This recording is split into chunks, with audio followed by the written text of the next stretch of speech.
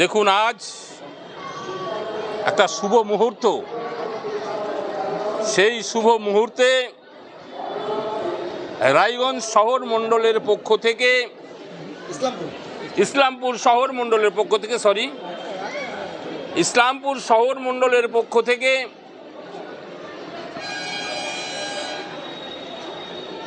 শ্যামাপ্রসাদ মুখার্জি 124তম জন্ম জয়ন্তী উপলক্ষে আজ আমরা এখানে উপস্থিত হয়েছি।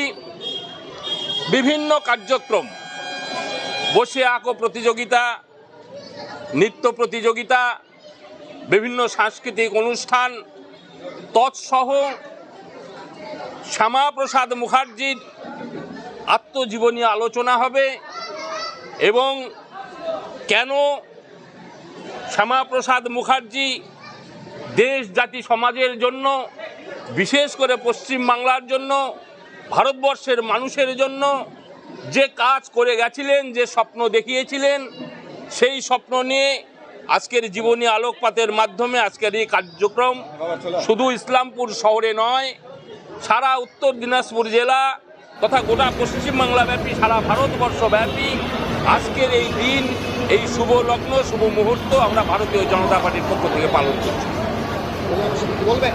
দেখুন, সদ্য গত 3 তারিখ ভারতীয় জনতা পার্টির প্রদেশ পক্ষ থেকে রাজ্য সভাপতির নাম ঘোষণা হয়েছে। কেন্দ্রীয় নেতৃত্বের উপস্থিতিতে, সেখানে শ্রমিক ভট্টাচার্য মহাশয়কে আমাদের প্রদেশের সভাপতি নির্বাচিত করা হয়েছে। আমরা সেখানে উপস্থিত থেকে দেখেছি যেভাবে মানুষের ভিতর উচ্ছ্বাস, যেভাবে মানুষের ভিতর আনন্দ উপভোগ করছিলেন। ভারতীয় জনতা পার্টি দীর্ঘদিন পর একটা খুব উপযুক্ত ভারতীয় জনতা পার্টির কাজের সঙ্গে যুক্ত, দীর্ঘ 40 বছর থেকে ভারতীয় জনতা পার্টির দিনাজপুর জেলার সহসভাপতি সুরজিৎ শেখ মহাশয়কে এবং বরণ করে নেওয়া হচ্ছে আমাদের এসপি চিত্রজিৎ রায় মহাশয়কে। সর্বস্তরের কর্মীরা আমরা খুব গর্ববোধ করছি এবং আগামী দিনে এই শ্রমিক ভট্টাচার্যের নেতৃত্বে ভারতীয় জনতা পার্টি অসাধারণ সাফল্যতা আসবে এবং আমার দৃঢ় বিশ্বাস আগামী 26 সালের যে বিধানসভা নির্বাচন, যে আপনাকে বলবো, আপনাকে যে গানটি দেওয়া আছে হবে এবং আগামী বিধানসভা সাউন্ড যে চালাচ্ছে সাউন্ড অপারেটর তার কাছে বলবো, কোন শক্তি ভারতীয় জনতা পার্টি পারবে না। বিজেপি কখনো ভারতীয় জনতা পার্টির পক্ষে থেকে উন্নয়ন সম্পদের বিরুদ্ধে নয়, কারণ ভারতীয় জনতা পার্টি সবসময় বলে সরকারিতা উন্নয়নের স্বার্থেই ভারতীয় জনতা পার্টি কাজ করে চলেছে এবং শ্রমিক ভট্টাচার্যের কথা বলেছে। ভারতীয় জনতা পার্টিতে কিন্তু তারা বিশেষ করে পশ্চিমবাংলার এবং ভারতীয় জনতা পার্টি একদিকে কাজ করে আগামী দিনে তাদের উন্নয়ন করেছে এই স্বপ্ন দেখে।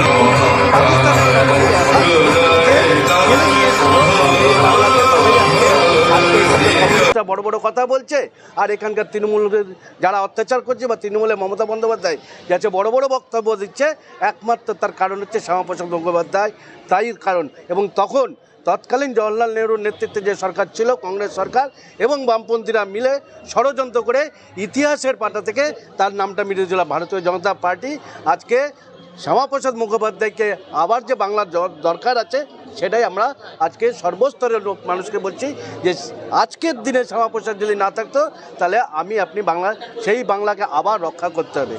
এই যে গ্রাস করছে এই মমতা বন্দ্যোপাধ্যায়ের নেতৃত্বে যে তালিবানি শাসন চলছে, উগ্রপন্থী শাসন চলছে, তার বিরুদ্ধে আবার আমাদেরকে একসাথে হতে হবে। তার জন্য মানুষকে শ্যামাপ্রসাদ মুখোপাধ্যায়ের কথাটা মনে করানো। এখন বিষয়টা পশ্চিম বাংলার মানুষের ক্ষেত্রে, বিশেষত পশ্চিম বাংলার যারা হিন্দু তাদের কাছে এটা গুরুত্বপূর্ণ।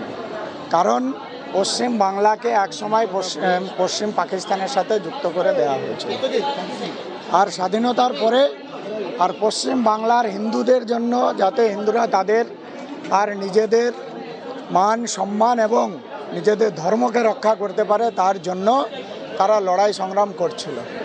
সেই বিষয়টা তৎকালীন শ্যামাপ্রসাদ মুখার্জি অনুভব করেছিলেন এবং যে তত্ত্বের ভিত্তিতে গোটা দেশ ভারতবর্ষ ভাগ হয়েছিল আর দ্বিজাতি তত্ত্বের ভিত্তিতে, সেই তত্ত্বটাকেই আর সঠিকভাবে প্রয়োগ যাতে হয় তার জন্য পশ্চিম বাংলার যে সমস্ত জায়গা অর্থাৎ তৎকালীন পশ্চিম পাকিস্তানের যে হিন্দু অধ্যুষিত অঞ্চলগুলো, সেই অঞ্চলগুলোকে আলাদা করে পশ্চিম পাকিস্তান থেকে আলাদা করে পশ্চিম বাংলা সৃষ্টি করার যে প্রস্তাব তিনি শ্যামাপ্রসাদ মুখার্জি প্রথম দিয়েছিলেন এবং সেই প্রস্তাব বাস্তবায়িত হয়েছিল। তার জন্য আজকে আমরা পশ্চিমবাংলার বাসিন্দা, আর তার জন্য আমরা গর্ববোধ করি। স্বাভাবিকভাবেই এই গর্বের দিনে যার অবদান সবথেকে বেশি ছিল তার জন্মজয়ন্তী আমরা আর সঠিকভাবে সুন্দরভাবে আড়ম্বরের সাথে উদযাপন করছি।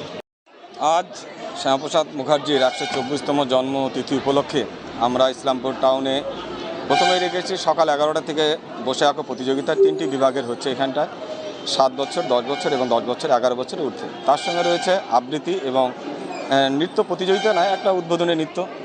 এই রেখেছি আমরা আজকের এই জন্মদিনের কার্যক্রম। তাছাড়া এর মাধ্যমে আমরা সমাজকে বার্তা দিতে চাই যে 124তম জন্মদিন, যেখানে হয়তো প্রচুর অনেক জন্মদিন যেটা গোপনেই করতে হয়েছে, যে লোকটার অবদান পশ্চিমবঙ্গে, অন্য রাজ্যের কথা বলব না, পশ্চিমবঙ্গে যার অবদান সবথেকে বেশি, যার প্রতিটি জন্মদিন ধুমধাম করে করা উচিত ছিল, সেই লোকটা আজকে পশ্চিমবঙ্গের লোককে তাকে চিনতে পারেনি। তাদেরকে জানানো এবং সমাজে পশ্চিমবঙ্গের তৈরির পিছনে তার যে কতটা অবদান, আজকে আমরা এই জন্ম দিবস পালন করার মাধ্যমে তাদেরকে এই বার্তা দিতে যাই যে শ্যামাপ্রসাদ মুখার্জি না থাকলে আজকে আমরা এই বাংলা পেতাম না। এই অবিভক্ত বাংলা একটা আলাদা রাষ্ট্র হিসাবেই যেটা তৈরি হতে যাচ্ছিল, সেখান থেকে ভাগ করে, অর্থাৎ পশ্চিম দিকটা ভাগ করে পশ্চিমবঙ্গ সৃষ্টির পিছনে শ্যামাপ্রসাদ মুখার্জির যে অবদান, তার এই জন্মদিনে তাকে আমি শতকোটি এবং ইসলামপুর টাউন মণ্ডল এবং বিজেপির পক্ষ থেকে তাকে আমরা শতকোটি প্রণাম জানাই। আজকে মোমবাতি প্রজ্বলন করা হবে, মোমবাতি প্রজ্বলনের মাধ্যমে 124টা মোমবাতি প্রজ্বলনের মাধ্যমে আমরা এই জন্মদিন উদযাপন করতে পারছি। এটা তো একটা মহতি উদ্যোগ, এটা একটা মহতি উদ্যোগ। আমরা ভারতীয় জনতা পার্টির পক্ষ থেকে শ্রদ্ধেয় শ্যামাপ্রসাদ মুখোপাধ্যায় যে জন্মজয়ন্তী পালন করছি, এই পালন উপলক্ষে বসে আঁকো প্রতিযোগিতা যে বাচ্চাদের মধ্যে হচ্ছে, একটা নতুন প্রজন্মের শিক্ষার্থী, তাদের মধ্যে রাষ্ট্রবোধের চেতনা জাগানোর জন্যই কিন্তু আমরা বিষয়ভিত্তিক একটি বসে আঁকো প্রতিযোগিতার বিষয় আমরা আয়োজন করেছি। কী বিষয় ছিল? একবারে যারা ছোট তাদের জন্য যেমন খুশি আঁকো, আর যারা একটু বড় তাদের জন্য দেশত্ববোধক ভাবনা সমৃদ্ধ, তাদের মতো করেই যে তাদের মধ্যে দেশ বলতে কি বোঝায়, দেশ বলতে কেবলমাত্র একটা ভূমিখণ্ড নয়, দেশ বলতে তাদের মনে কি ধারণা আছে, দেশাত্মবোধ বলতে ওই সামান্য কৈশোরের মধ্যে, শৈশবের মধ্যে কি ধারণা আছে, সেই ধারণাটাকে পরিস্ফুটিত করার জন্য এটা করা।